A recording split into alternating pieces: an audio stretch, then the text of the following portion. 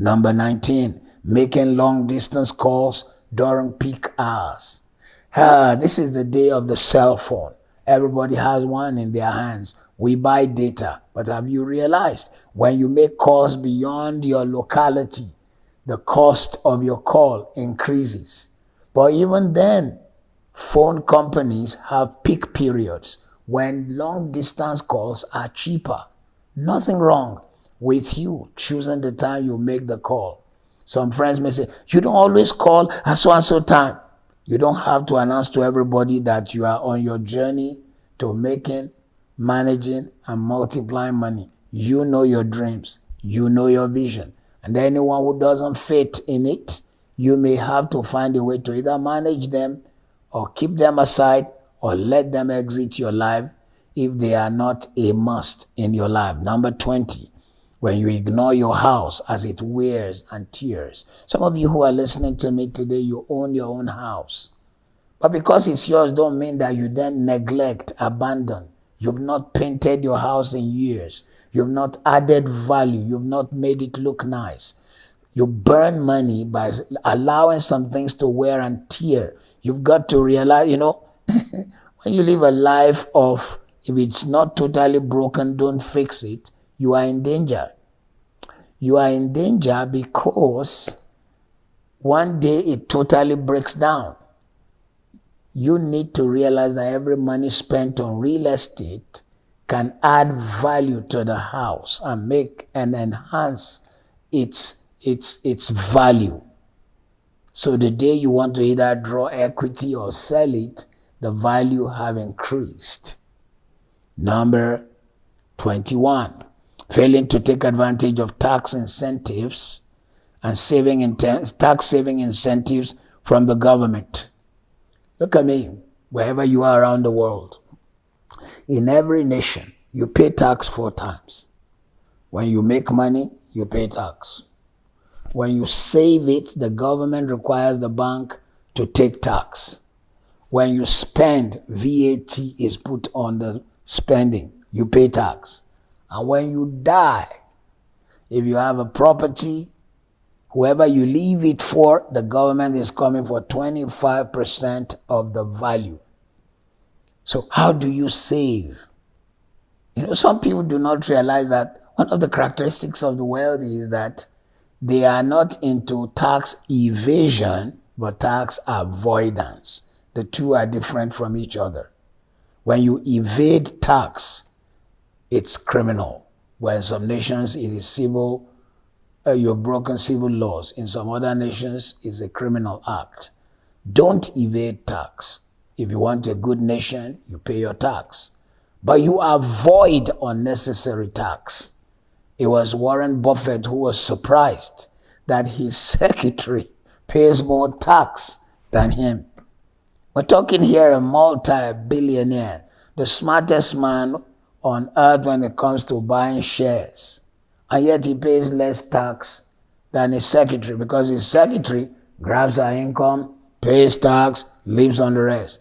But Warren Buffett looks for what reduces tax. In the coming days and months on this platform, we will teach you how, for example, owning your own company may be a way to reduce your tax. You say, how can that be? Stay tuned to the Money Masterclass. Last one for today, or 2 more. Failing to haggle or negotiate. Negotiate everything. Never accept anything on face value, even if they told you that is the amount. Negotiate everything. Reason is, people should show you favor.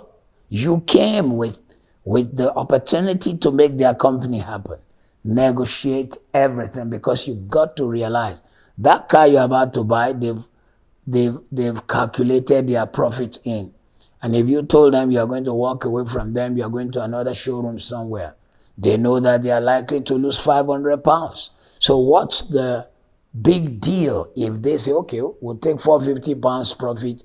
Let's give this man the 50 pounds he's asking for. But if they became arrogant and you walk away, another store will give you 450. They lost. you gained. Negotiate everything. Everything in life is negotiable. You must not forget that. When you fail to negotiate, and I've met people who in arrogance, they feel, if I start negotiating, they will think I am cheap. Oh, anyone can think what they like. Whatever they like, they can call you Scrooge, etc. Negotiate everything. The 23 and the last way we burn money is when we follow the expiry date on food rigidly. Some people, once the food says it expires today, they can't eat it. They follow it so rigidly. Or it expired yesterday. They say, it has expired yesterday. I'm not a food scientist, but I know that they leave latitude of time, latitude of days. So instead of you throwing away good food because it expired yesterday, maybe what you should do is, number one, buy dry food so that it stays longer. Buy fresh food so you can freeze it. If you buy fresh food and you freeze it, or dry food and it stays longer, it is better than you saw that can of yogurt is going to expire in 3 days' time, and you bought it anyway. You say there's no yogurt in the house. You spent £4. And truly, you became so busy, or your taste bud for yogurt wasn't there, and you lost that £4. May not be much to you, but £4 as a share, you as money you bought shares or penny shares, you'll be amazed the value it becomes in a few years' time. So I do hope that today's teaching has helped you. So listen, you need to save money. You need to serve with your money. And you need to send your money to work. Save it, serve with your money, touch lives, but then send your money to work. Put shoes on your money. How do you do that? When you invest, you can be home and your money is in this company, that company, so the money is working. One of the characteristics of wealthy people is that once they make the money, they are not keen on spending. The characteristic of poor and rich and middle class people is spending. In fact, middle class, once they have a degree, nice car, all they want to do now is to impress their friends. Wealthy people don't impress nobody. They might wear the same jeans, which is very good, but wear the same thing for a long time because they rather will buy value. So today's Money Masterclass has been how to avoid burning your money so that your money can bear fruit for you. So until we come to you again, stay good, stay blessed.